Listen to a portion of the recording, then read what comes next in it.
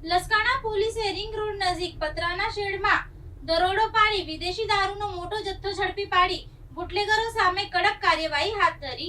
સુરત જિલ્લાના Laskana police station વિસ્તારમાં પ્રોહિબિશનની પ્રવૃત્તિઓ પર લગામ કસવા પોલીસે લાલ આંખ કરી છે।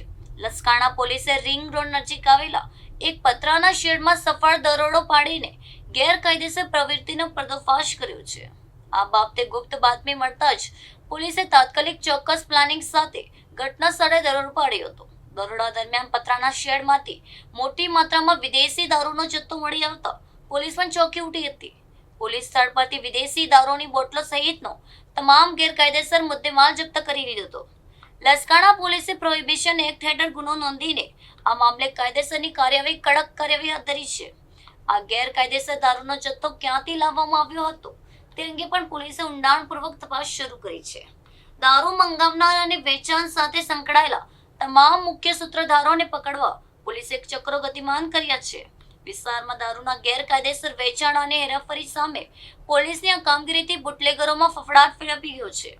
લસકાણા પોલીસની આ સફળ રેડથી સ્થાનિક વિસ્તારોમાં ગુનાખોરી અટકાવવા માટે એક સરાહનીય સંદેશ ગયો છે।